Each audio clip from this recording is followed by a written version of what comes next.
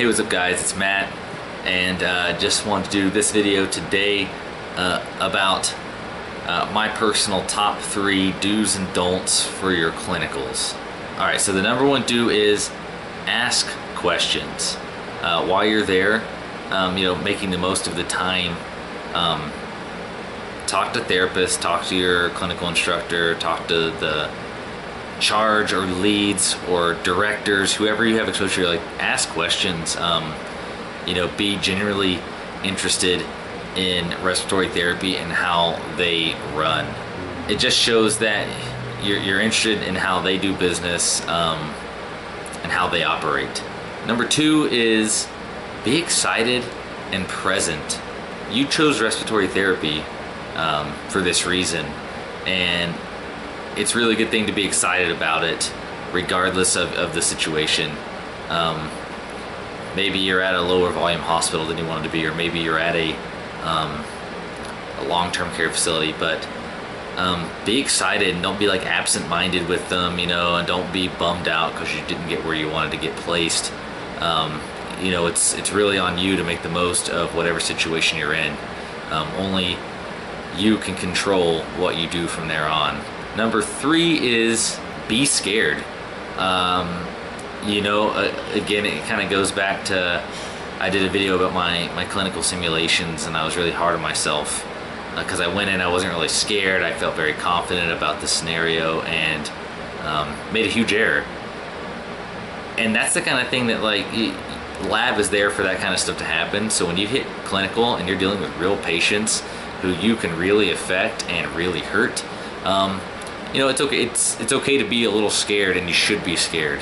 I think there's a human element to being scared, and I don't think any therapist worth their weight would judge you for being terrified, particularly when you're in that first rotation, your first time ever stepping foot in a patient's room, to give that small volume nebulizer. Like, it's okay to be nervous and have a little bit of the jitters and whatnot. So, and that kind of transitions into my number 1 don't, which is don't be overconfident.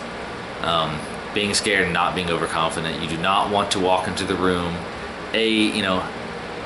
Confidence is hard to discern sometimes from arrogance, and you certainly don't want to come off as arrogant. These are all potentially future co-workers, potential future employers. You don't want to come off as basically being a jerk, but again, also, you don't want to be so confident in your ability to do something that you mess up. You set up a piece of equipment wrong, or you do something wrong.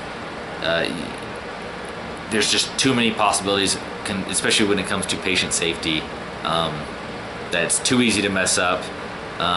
So be scared and don't be overconfident. Number 2 don't is don't ever pass on any opportunity. Be that you have some downtime and a therapist is going out for their next set of rounds. Ask them if they need some help.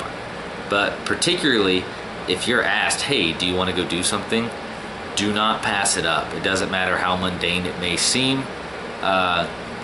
You never know what's going to happen, A. But B, it's about making a really good impression and image on that therapist or that facility, that, hey, this student was excited every single time we were there to do something, whether it was responding to a code, going to a cardioversion, putting a heart to bed, or just going and helping take the load off some of those floor therapists and do a handful of their patients, a hallway's worth of their patients for them. Be excited, guys. Like, it's what you're going to be doing, and it's really in your best interest to be excited about every aspect of what you do. And my number 3 don't is don't underappreciate the venue. So I kind of said a minute ago about not getting excited about the venue you're at. Maybe you got put at a long-term care facility, or you're at the smaller hospital, not the bigger hospital. Guys, don't underappreciate any venue, period. There's no reason to. Therapists are therapists, and we're all on the same team. It doesn't matter where you work, whether you work in a sleep lab or you work in the nation's largest level 1 trauma and everything else facility that does all the crazy experimental stuff.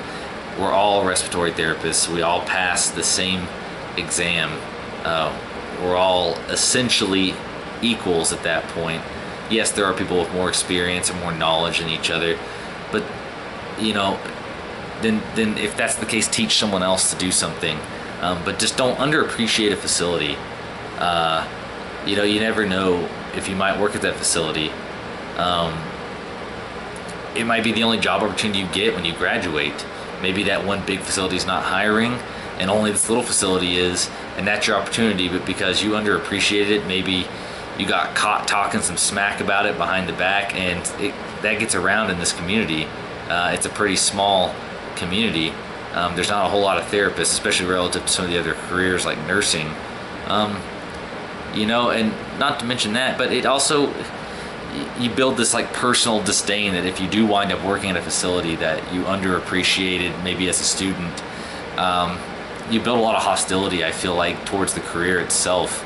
And that's no one's fault, just because you over glamorized maybe another facility that you didn't get. And you never know, maybe you eventually get there, but don't do it. Just don't underappreciate any experience you get as a student. Because there are some people who don't get those experiences depending on what schools they go to. Maybe they don't get those experiences at all. So, you know, put one foot in front of the other and make the best of every single day as a student, especially in clinic. There's no reason not to. So, all right, guys, that is my 3 do's and don'ts for your clinical rotations. Like and comment and subscribe.